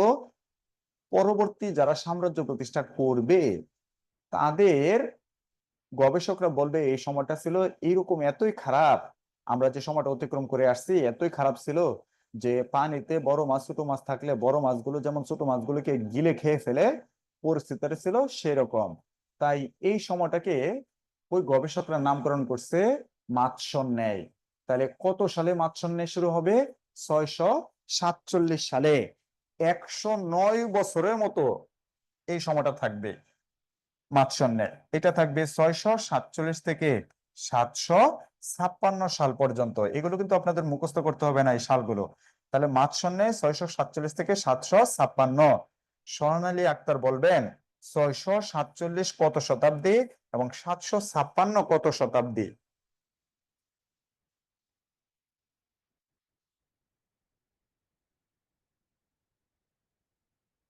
হানিফ মিয়া, আমার দাদার নাম ছিল মিয়া হোসেন। হানিফ মিয়া বলেন ভাই, 647 কত শতাব্দী এবং 756 কত শতাব্দী?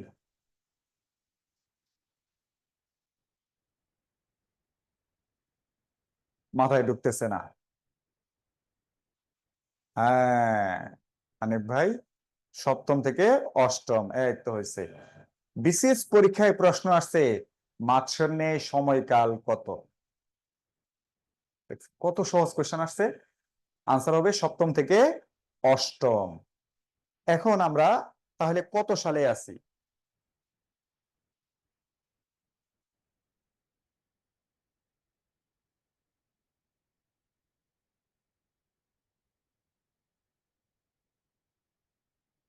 আমরা আছি 756 সালে। এই তো। আচ্ছা পুরোটা মুছে দিই।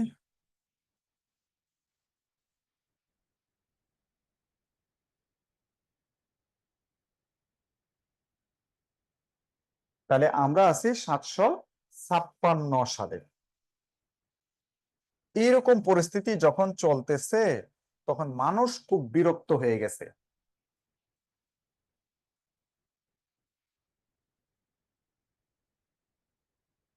আচ্ছা, এটা হিসাব করবেন কিভাবে শুনেন। শতাব্দীর বেলা ধরেন লেখা আছে 600, শতাব্দীর বেলা হিসাব করতে হবে 700, লেখা আছে 700 বলতে হবে 800। ধরেন এখন হচ্ছে 2025, তাহলে কত বলতে হবে সুমাইয়া? 2025 আছে 2000 বলতে হবে কত? সুমাইয়া বলেন। হ্যাঁ সুমাইয়া, এই তো। হ্যাঁ সুমাইয়া হইলো 2100। তাহলে এখন আমরা এটাকে বলি একবিংশ শতাব্দী। আসলে কি 21 সাল শেষ হয়েছে, কেবল আছে 2025, তারপর আমরা 2100 সালে যাব। এটা শতাব্দীর সময় 100 বছর বেশি বলবেন, তাহলে হিসাব মিলে যাবে। তাহলে ধরেন 756। আর দশকের সময় যত থাকবে ততই বলবেন। দশকের সময় যেরকম 56, তাহলে এটা 50, যেমন 647, তাহলে এটা 40। দশকের সময় ওইটাই বলতে হয়, আর শতাব্দীর সময় 100 বেশি বলতে হয়। বিস্তারিত আর বললাম না, সময় সংক্ষিপ্ত। তো সবাই খুব বিরক্ত হয়ে গেছে যে ভাই আমরা আর কত মরবো, একজন আরেকজনের সাথে যুদ্ধ বিগ্রহ সবসময় লেগেই থাকে। তখন তারা মিলে একটা আলোচনা করলো, আলোচনা করে তারা সিদ্ধান্ত নিল যে ভাই আমরা কাউকে সুনির্দিষ্টভাবে ক্ষমতা দেই, এইভাবে নিজেরা মরি, মরে পুরুষশূন্য হয়ে যেতেছে, দরকার নাই। তখন তারা নিজেরা আলোচনা করে একজন ব্যক্তিকে ক্ষমতা দিল, আর সেই সৌভাগ্যবান ব্যক্তি হচ্ছে জনাব গোপাল। তাহলে এখন কে ক্ষমতায় আসতে চাচ্ছে বলেন তো ভাই? এখন কে ক্ষমতায় আসবে? গোপাল, সোনাল একটা ধন্যবাদ, গোপাল। আচ্ছা বলেন, গোপাল এই ক্ষমতায় আসতে গিয়ে তার কোনো যুদ্ধ করা লাগছে, কোনো রক্তপাত করা লাগছে?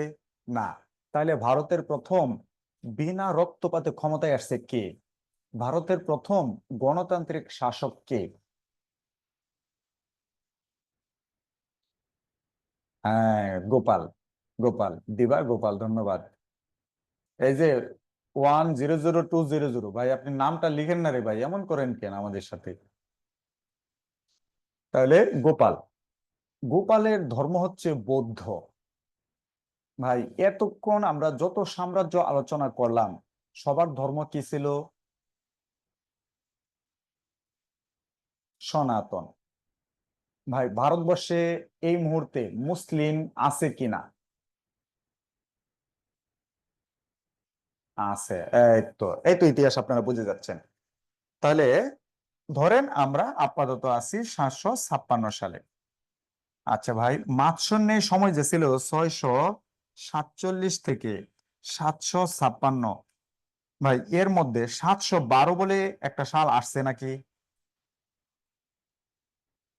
এই মুহূর্তে মহানবী সাল্লাহ সাল্লাম মারা যাওয়ার পরে মধ্যপ্রাচ্যে তখন খেলাফত শাসন ব্যবস্থা চলে। এই মুহূর্তে চলতেছে উমাইয়া খেলাফত। এই উমাইয়া খেলাফতের অংশ হিসাবে আমি লিখতে পারতেছি না, কারণ এটা মুছা টুসা একটু কঠিন, তো আপনাদের বলি।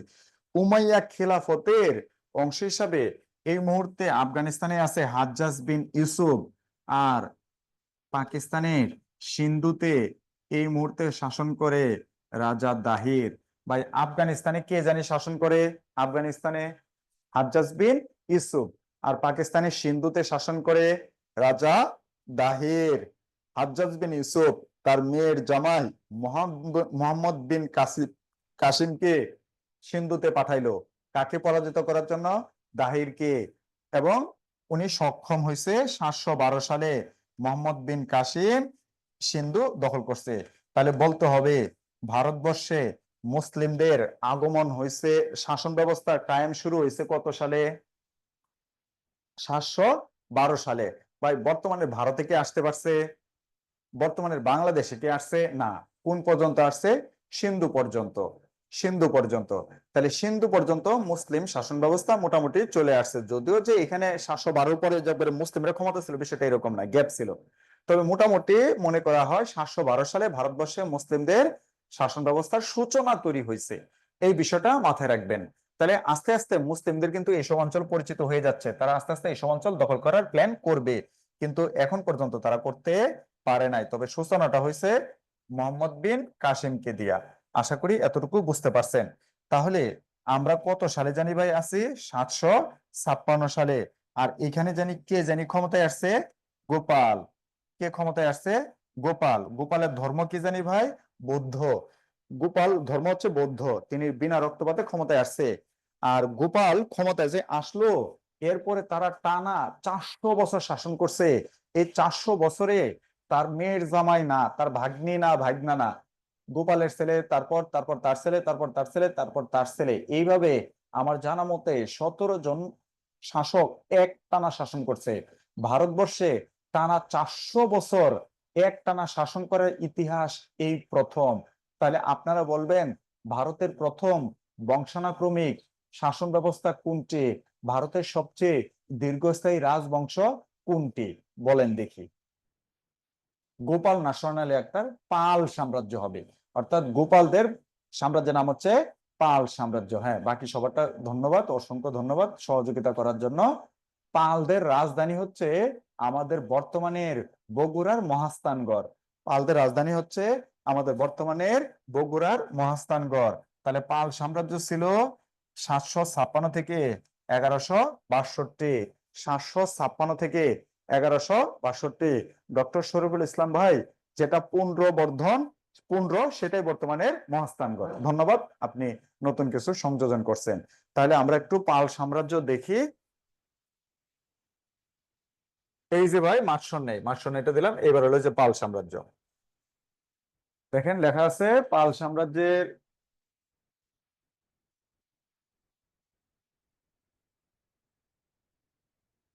পাল সাম্রাজ্যের প্রতিষ্ঠাতা গোপাল, শ্রেষ্ঠ শাসক ধর্মপাল। তিনি পাল সাম্রাজ্যে 50টা শিক্ষা কেন্দ্র স্থাপন করছে। আর বর্তমানে নওগাঁর সোমপুর বিহার তিনি প্রতিষ্ঠা করছে।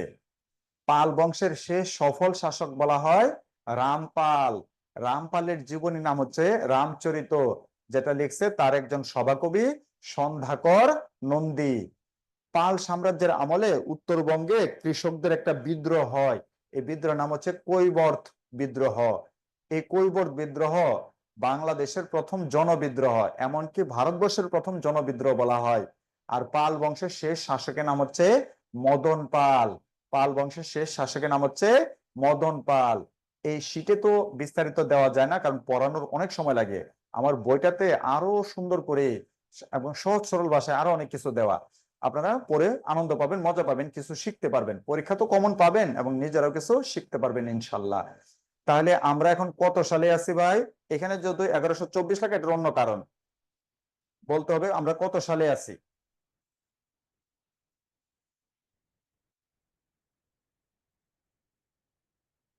দেখি কেউ বলতে পারেন কিনা। 1162 সালে। এই স্বর্ণালী একটা 756 কিভাবে? 1100, দেখেন 1172 লিখতেছে, 1162। হ্যাঁ, এইবার ঠিক আছে। এখন শুনেন, বর্তমান ভারতের এইখানে একটা রাজ্য আছে, নাম হলো কর্ণাটক। আর আগে নাম ছিল, এটার নাম ছিল দাক্ষিণাত্য। দাক্ষিণাত্য। এইখান থেকে এক হিন্দু পরিবার কাজ করতে গেছে পালদের রাজবংশে। যিনি কাজ করতে গেছে তার নাম হচ্ছে,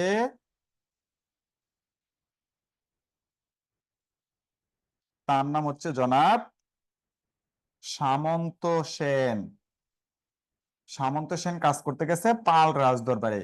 সামন্ত সেন মারা গেলে তারপর ওই রাজদরবারে কাজ নিল তার ছেলে হেমন্ত সেন। অনেক ঘটনা, আমি সহজ সরল ভাষায় বলতেছি।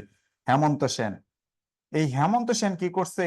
1098 সালে বাংলা থেকে পালদের তাড়াইয়া দিছে। কত সালে ভাই? 1098 সালে। ভাই, পাল সাম্রাজ্য কি শেষ হয়েছে আদৌ? পাল সাম্রাজ্য কিন্তু শেষ হয় নাই। বাংলা থেকে তাড়াইয়া দিছে। কে তাড়াইয়া দিছে? তাড়াইয়া দিছে হচ্ছে হেমন্ত সেন। এই ঘটনা করছে 1098 সালে। তাহলে পালরা কিন্তু এই পাশে, এই পাশে পালরা ক্ষমতা থেকে যাবে 1162। আর এই পাশে গেছে ক্ষমতা থেকে 1098। 1098। এখন প্রশ্ন হচ্ছে, পাল সাম্রাজ্য শেষ হবে 1162, বাংলা অঞ্চলে শেষ হবে 1098। আমরা এখন পালদের অধীনে না হেমন্ত সেনের অধীনে?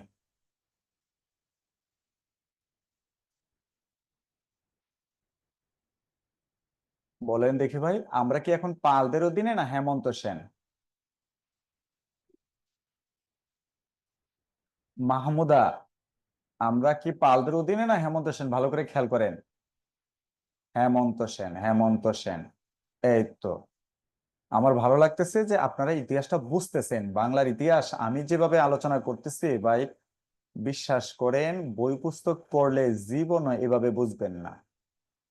আর আমি নিজেও অনলাইনে অনেক ক্লাস করি, দেখি স্যাররা কিভাবে পড়ায়। স্যাররা যে ইনফরমেশন ভুল পড়ায় এরকম না, তবে এইভাবে মানচিত্র ধরে ধরে ভেঙে ভেঙে যে পড়ায় এরকম টিচার আমি আজ পর্যন্ত দেখি নাই। এটা আমি গর্বের সহিতই বলবো, কারণ আজ পর্যন্ত আমি পাই নাই। আপনারা যদি কাউকে পেয়ে থাকেন আমাকে নামটা বলেন, লিঙ্কটা দিয়ে আমিও ক্লাস করব, শিখবো। আশা করি আপনারা আমার সাথে একমত। একটু ধৈর্য সহকারে থাকেন কিছুক্ষণ, আমরা বেশি দূর যাব না। তাহলে আমরা এখন আছি হেমন্ত সেন। ভাই হেমন্ত সেন উনি কোন সাম্রাজ্য তাইলে এখানে থাকবে এখন? তাহলে আমরা এখন আছি সেন সাম্রাজ্যে। আশা করি এতটুকু বুঝাইতে পারছি। তাহলে আমরা আছি এখন সেন সাম্রাজ্যে। আর ওই পাশে জানি কি রয়ে গেছে ভাই, বলেন তো দেখি ওই পাশে। ওই যে 1162 লেখা যায়।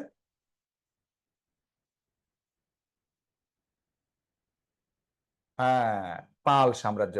ভাই, ভারতবর্ষে মুসলিমদের আগমন হয়েছে কিনা, মুসলিমরা ধর্ম প্রচার করে কিনা, আর পাকিস্তানের সিন্ধু পর্যন্ত মুসলিমদের ক্ষমতা নিয়ে নিছে কিনা, আমার এই কথার সাথে আপনার একমত কিনা?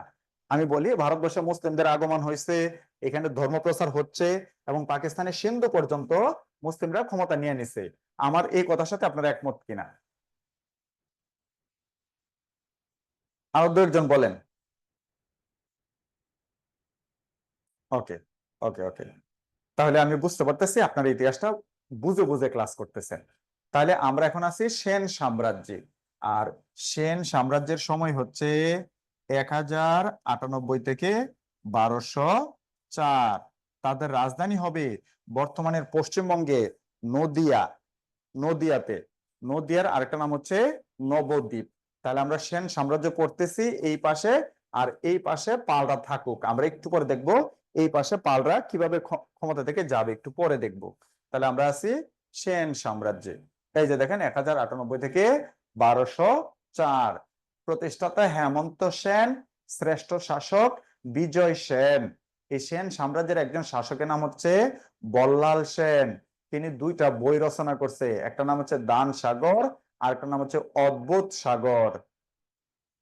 বল্লাল সেন আবার বর্ণ ও কৌলিন্য প্রথা চালু করেন। সেন বংশের শেষ স্বাধীন শাসক লক্ষণ সেন, কিন্তু শেষ শাসক বলা হয় কেশব সেন। এই স্বাধীন শাসক বা শেষ শাসক লক্ষণ সেন, কেশব সেন, এটা প্রশ্নটা এখন করেন না, আমি পরে বুঝাচ্ছি, পরে বুঝাচ্ছি। তাহলে আমরা সেন শাসন সম্পর্কে প্রাথমিকভাবে অল্প কিছু ইনফরমেশন শিখলাম। আমরা এবার একটু ইতিহাসে যাই।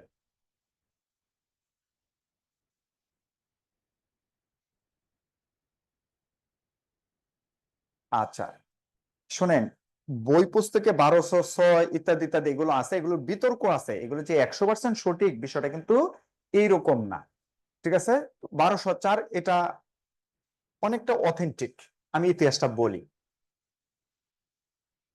তাহলে আমরা কিন্তু আছি আপাতত 1098 থেকে 1204-এ। খেয়াল রাখবেন, আমরা আছি 1098 থেকে 1204।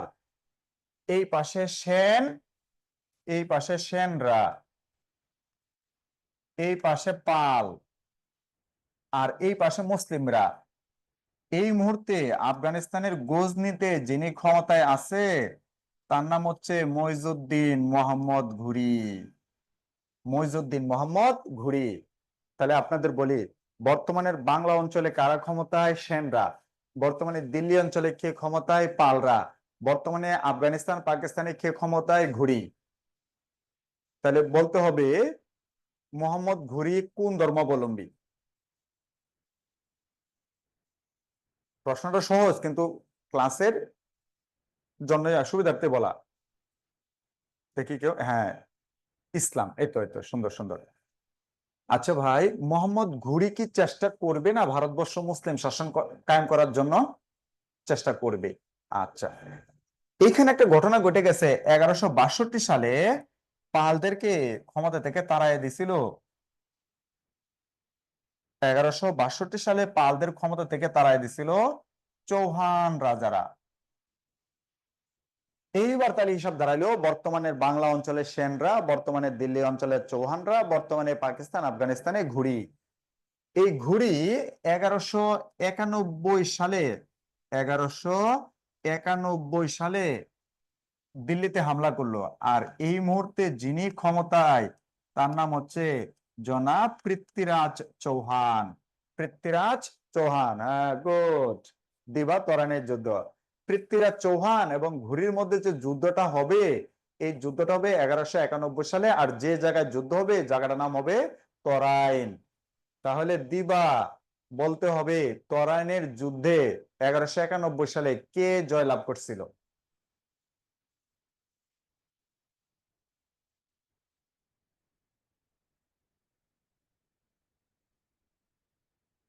হ্যাঁ, পৃথ্বীরাজ চৌহান। মোহাম্মদ ঘুরি তাকে ক্ষতিপূরণ দিয়ে আবার চলে গেল গজনিতে। 1192 সালে আবার হামলা করলো, আবার সেই একই জায়গায়। এইবার পরাজিত হয়েছে পৃথ্বীরাজ চৌহান। তাহলে দিল্লি এখন কার দখলে? বলেন দেখি, দিল্লি এখন কার দখলে? 1192। ঘুরি। ঘুরি যদি মুসলিম হয়, তাহলে আপনারাই বলবেন, দিল্লিতে মুসলিম শাসন কায়েম হয়েছে কত সালে?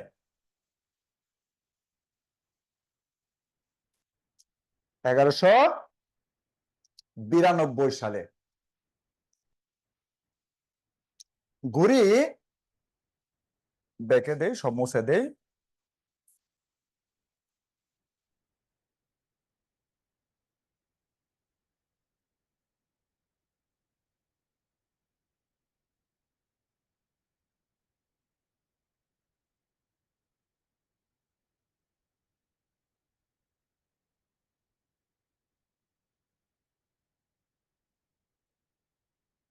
ওইভাবে মুছলে মূল মানচিত্রটা মুছে যায়।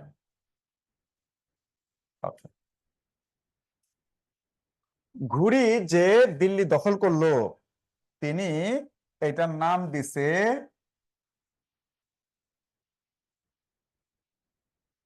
দিল্লি সালতানাত। এটা হয়েছে কিন্তু 1192 সালে। বলতে হবে 1192 সালে তখন বাংলায় কারা? বলেন দেখি, 1192 সালে বাংলায় কারা?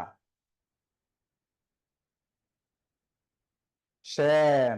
এই তো, সুন্দর সুন্দর, অসাধারণ। ভাই, দিল্লি সালতানাতের প্রতিষ্ঠাতা মোহাম্মদ ঘুরি হলেও তিনি কিন্তু ক্ষমতায় বসে নাই। তিনি ক্ষমতায় বসাইছে তার আদরের মেয়ের জামাই কুতুবউদ্দিন আইবেক। ডক্টর শরীফুল ইসলাম ভাই, আপনারে বলি, শ্বশুর এত বড় সাম্রাজ্য দিছে আইবেককে, আপনি শ্বশুরের কাছে কি চান? ডক্টর শরীফুল ইসলাম ভাই বলতেছে যে শ্বশুরের কাছে একটা সুন্দরী মেয়ে হলেই, মেয়ে দিলেই হবে। ও চেয়ার, ওরে বাবা, চালাক, কত চালাক। তাহলে দিল্লি সালতানাতের প্রতিষ্ঠাতা মোহাম্মদ ঘুরি, কিন্তু দিল্লি সালতানাতের প্রথম শাসক কুতুবউদ্দিন আইবেক। আপনারা কিন্তু বলছেন এই মুহূর্তে বাংলায় কে? সেন। বাংলায় এই মুহূর্তে জনাব লক্ষণ সেন। জনাব লক্ষণ সেন। ভাই, কুতুবউদ্দিন আইবেক কি বাংলা দখল করার চেষ্টা করবে না? স্বাভাবিক, দখল করার চেষ্টা করবে। কুতুবউদ্দিন আইবেক এক ব্যক্তিকে দায়িত্ব দিল, নাম ছিল ইউয়াস খলজি, যে তুমি বাংলা দখল করো। ইউয়াস খলজি বিহারে আসে আর ব্যর্থ হয়, বিহারে আসে আর ব্যর্থ হয়, আর পারে না, দখল করতে পারে না। আইবেকের রাজ দরবারে এক ব্যক্তি কাজ করতে আসছে। তার নাম হচ্ছে ইখতিয়ার উদ্দিন মোহাম্মদ বিন বখতিয়ার খলজি। ইখতিয়ার উদ্দিন মোহাম্মদ বিন বখতিয়ার খলজি কাজ করতে আসছে আইবেকের রাজদরবারে। খলজি ছিল প্রতিবন্ধী মানুষ, এই কারণে আইবেক তারা কাজ দেয় নাই। তিনি মন খারাপ করে চলে গেল ওই ইউএস খলজির কাছে, ভাই আমার একটা কাজ দেন। ইউএস খলজি বলতেছে যে দেখো ভাই, আমি তো বাংলা, বিহার, উড়িষ্যা দখল করতে চাই, পারি না, তাহলে তুমি হামলা করো। বখতিয়ার খলজি এসে বিহার দখল করে ফেললো। বিহারের যত অর্থ সম্পদ এইগুলো তিনি ইউএস খলজিকে দিবে না দিয়ে তিনি চলে গেছে আইবেকের কাছে। আইবেক বলতেছে যে তোমারই তো আমার দরকার, তুমি এবার বিহারের শাসক। বলতে হবে বিহারের এই মুহূর্তে শাসকের নাম কি?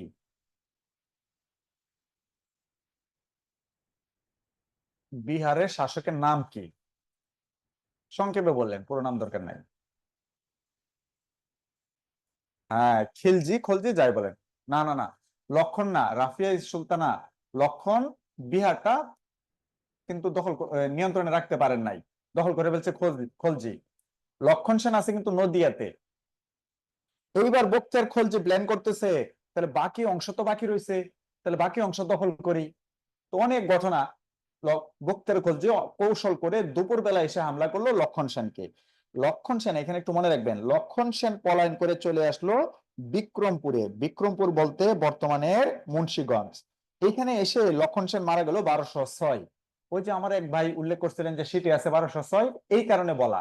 কারণ লক্ষণ সেন নদিয়া হারাইছে 1204 সালে, কিন্তু সে মারা গেছে 1206 সালে, এই কারণে বলে। 1206 সালে মারা যাওয়ার পরে ঢাকা মুন্সিগঞ্জ অঞ্চলে তার ছেলে বিশ্বরূপ সেন কিছুদিন ক্ষমতা চালাইছে 1225 পর্যন্ত। 1225 থেকে 1230 সাল পর্যন্ত তার দ্বিতীয় ছেলে কেশব সেন এই অঞ্চল পরিচালনা করছে। এই কারণে বলা হয় শেষ স্বাধীন শাসক লক্ষণ সেন আর শেষ শাসক বলা হয় কেশব সেন। তবে বখতিয়ার খলজি বাংলা দখল করছে কিন্তু 1204 সালে। তাহলে আপনারা বলবেন বাংলায় মুসলিম শাসন কায়েম হয়েছে কত সালে? 1204। ভাই, বখতিয়ার খলজি কার কর্মচারী? কথা বলতে পারলে ভালো লাগতো, এখানে দেলোর ভাই নাই। বখতিয়ার খলজি কার কর্মচারী? কুতুবুদ্দিন আইবেকের। দিল্লিতে যদি সালতানাত হয় তাহলে বাংলাও তো সালতানাত। দিল্লিতে যদি সালতানাত থাকে তাহলে বাংলাও তো সালতানাত। তাহলে সালতানাত হয়ে গেল দুইটা, একই, কিন্তু আমরা আলাদা আলাদা করে দেখব। এটা হচ্ছে বাংলা দিল্লি সালতানাত, এটা হলো দিল্লি সালতানাত। এ হচ্ছে আমাদের কেন্দ্রীয় বস, আর খলজি হচ্ছে আমাদের আঞ্চলিক বস। আমি কি এতটুকু আপনাদের বোঝাইতে পারছি কিনা?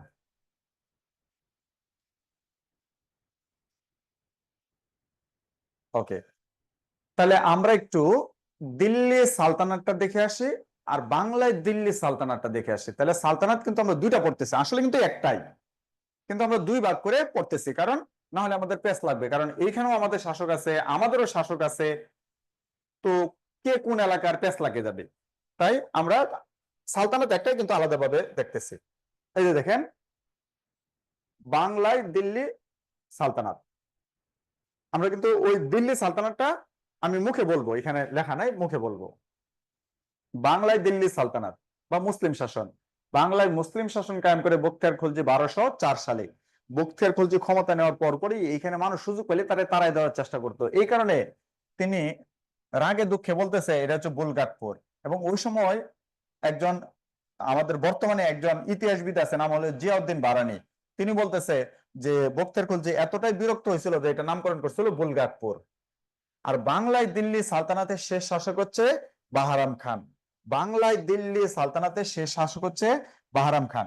আপনারা বলবেন বাংলায় দিল্লি সালতানাত শুরু হয়েছিল কত সালে? 1204। বাংলায় দিল্লি সালতানাত শেষ হবে 1338। আমরা বেশি দূর আগাবো না, তাহলে আপনাদের মাথায় বউ বউ করবে। তাহলে বাংলায় দিল্লি সালতানাত শুরু হয়েছিল 1204 আর শেষ হবে 1338 সালে। তাহলে 1204 সালে ক্ষমতায় ছিল বখতিয়ার খলজি, আর 1338 সালে ক্ষমতা হচ্ছে বাহারাম খান। প্রশ্ন হচ্ছে বাহারাম খান কার কর্মচারী, কোন এলাকার কর্মচারী? দিল্লির। ভাই, বাংলায় যদি এখন 1338 হয়, তাহলে দিল্লিতে এখন কত সাল বলেন তো দেখি, বাংলায় যদি 1338 হয়, দিল্লিতে এখন কত সাল?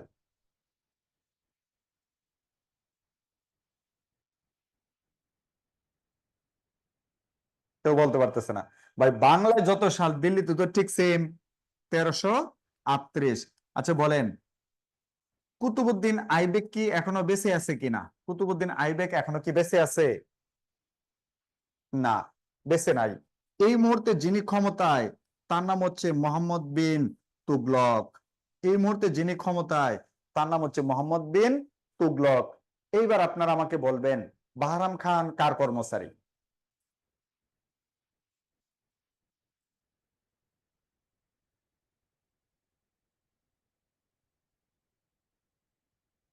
বাহরাম খান কার কর্মচারী? গুড, তুগলকের। মোহাম্মদ বিন তুগলকের, তুগলকের, তুগলকের। ওকে, ধন্যবাদ। শোনেন, তাহলে আইবেক এবং তুগলকের মাঝখানে কি আর কোনো শাসক আছে না?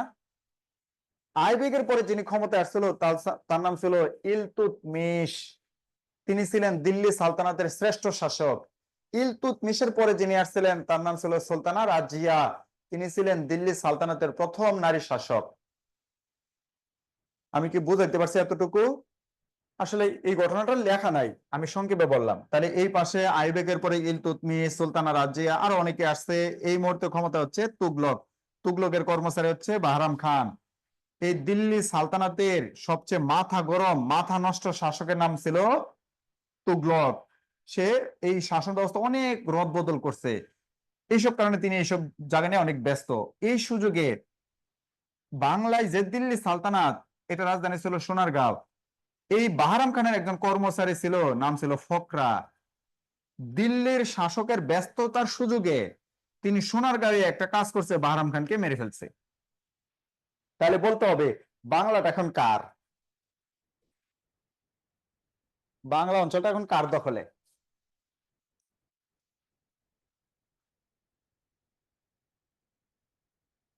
ইয়েস, সাদিয়া জান্নাত, ফকর বা ফকরা।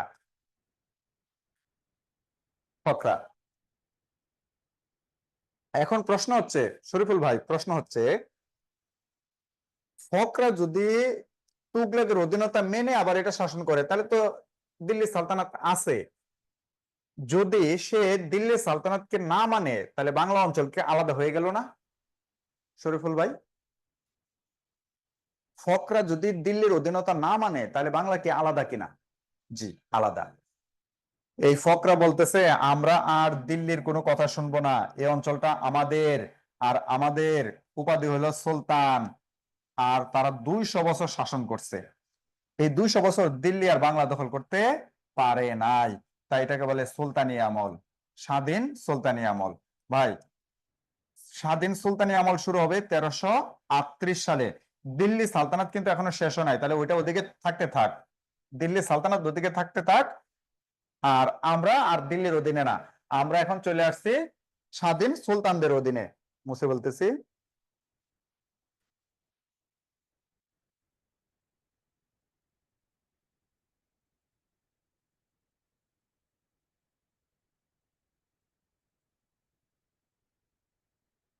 তাহলে তুগলক। তুগলক ছিল 1338। 1338। আর আমরা আছি স্বাধীন সুলতান। তাহলে আপনারা বলবেন, বাংলার প্রথম স্বাধীন সুলতান কে? আপনারা বলবেন, বাংলার প্রথম স্বাধীন সুলতান কে? সুলতানের আমলটা পড়াই আপনাদের, আমার আজকের মতো ক্লাস শেষ করব। ফকরা।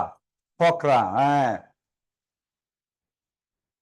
এই ফকরা তার নাম পরিবর্তন করে রাখছে, ওই যে দিবা লেখছে, ফকরা তার নাম পরিবর্তন করে রাখছে ফখরুদ্দিন।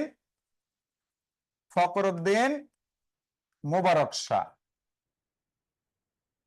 ফখরুদ্দিন মোবারক শাহ। ভাই, আমরা তাহলে সুলতানদের অধীনে। আর ভারতে যারা আছে তারা কাদের অধীনে বলেন? আমরা এখন সুলতানদের অধীনে, অর্থাৎ ফখরুদ্দিন মোবারক শাহর অধীনে। ভারতে যারা আছে তারা কাদের অধীনে? তুগলকের অধীনে। উভয় অঞ্চলে কিন্তু মুসলিম, মুসলিম হলেও তারা ভাগ হয়ে গেছে, ভাগ হয়ে গেছে। তাহলে সুলতানিয়া দিল্লি সালতানাত কবে শেষ হলো সেটা আমরা কিন্তু এখনো জানি না, আমি জানাবো পরবর্তী ক্লাসে। তাহলে আমরা এখন আছি সুলতানদের অধীনে, তারা শাসন করছে 200 বছর। 200 বছর যদি শাসন করে তাহলে হবে 1538। 200 বছর যদি শাসন করে তাহলে হবে 1538। এই 1338 থেকে 1538 বাংলা অঞ্চলটা কাদের নিয়ন্ত্রণে? সুলতানদের নিয়ন্ত্রণে। তাহলে দেখি আমরা সুলতানি আমলটা, এই যে স্বাধীন সুলতানি আমল 1338 থেকে 1538।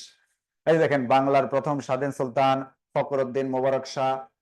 ফখরুদ্দিন মোবারক শাহ অনেকদিন ক্ষমতায় ছিল। 1345 সালে ইবনে বতুতা তার রাজদরবারে আগমন করছিল। প্রাচীন বাংলার সমস্ত জনপদকে একত্রে করে বাংলা নামকরণ করেন শামসুদ্দিন ইলিয়াস শাহ।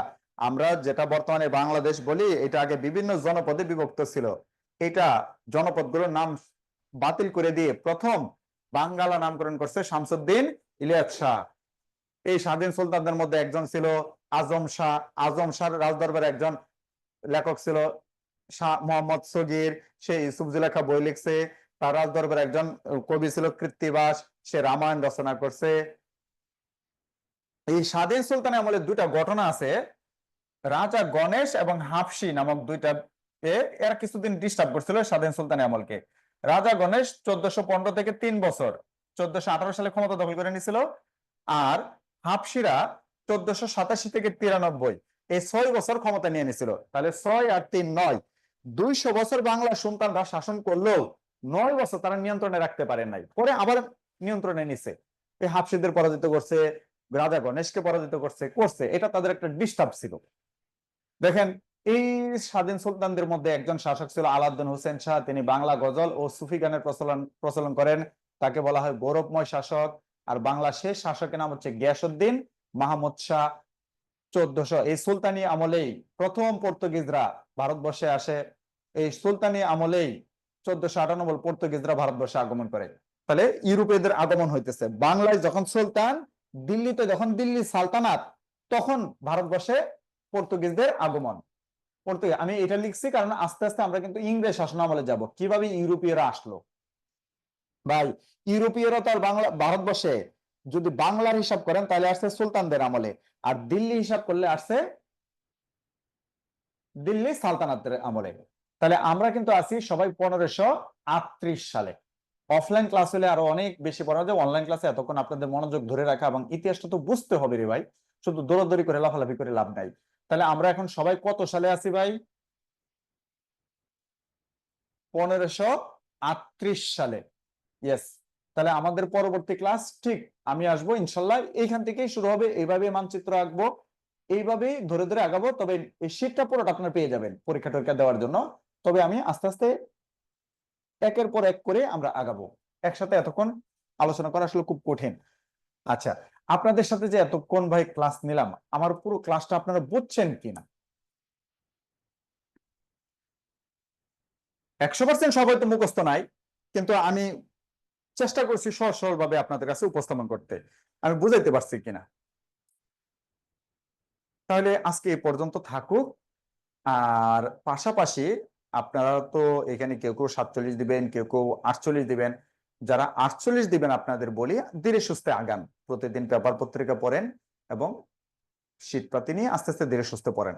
যারা 47 দিবেন ভাই একটা কড়া বার্তা আছে আপনার জন্য। 47 পরীক্ষা হবে আগস্টে। আগস্টের আগে আমাদের ওরাকলের শীট বা আপনার পছন্দ মতো কোনো বই বা আপনার কাছে যে ম্যাটেরিয়ালস আছে, জব সলিউশন মিনিমাম সবগুলো কমপক্ষেও 3 বার ভালো করে মন মতো রিভাইজ দিয়া তারপর পরীক্ষার হলে ঢুকতে হবে যারা 47 দিবেন, কথাটা মাথায় রাখেন। তাই যারা 47 দিবেন আপনাদেরকে বলি বাসায় বসে একটা প্ল্যান পরিকল্পনা করেন, আগামী 5 দিন কোন সাবজেক্ট শেষ করবেন, এই 5 দিনের পরে 7 দিন সময় নিয়ে কোন সাবজেক্ট শেষ করবেন, 7 দিন পরে 6 দিন সময় নিয়ে কোন সাবজেক্ট শেষ করবেন। এইভাবে যারা 47 দিবেন আগস্টের মধ্যে 3 বার মন মতো রিভাইজ দিয়ে তারপর পরীক্ষার হলে যাবেন। অর্থাৎ কোনো সময় নাই, খাওয়া দাওয়া পর্যাপ্ত ঘুম এছাড়া বাকি সময় নামাজ কালাম পড়বেন, বাকি সময় একবারে খেচ্ছে পড়াশোনা করবেন। পড়াশোনার সময় সব সময় পাবেন না, ঠিক আছে? এই সময়টা একটু পড়েন, মোবাইল টোবাইল কম ইউজ করেন, ঠিক আছে? ইউজ করে তারপর সুন্দর করে পড়াশোনা করে একটা চাকরি বাকরি নেন। সবাই যে ক্যাডার হইতে হবে এরকম না, তবে বিসিএস এর সিলেবাস শেষ করলে আমার বিশ্বাস আপনার আমার সাথে একমত হবেন, বাংলাদেশের যে কোনো চাকরির জন্য আপনি মোটামুটি ফিট হয়ে যাবেন। কারণ ওইসব সার্কুলারে হয়তো বিসিএস এর সিলেবাসে যে যে সবগুলো আসে সেখানে সবগুলো আসবে না, আরো কম আসতে পারে।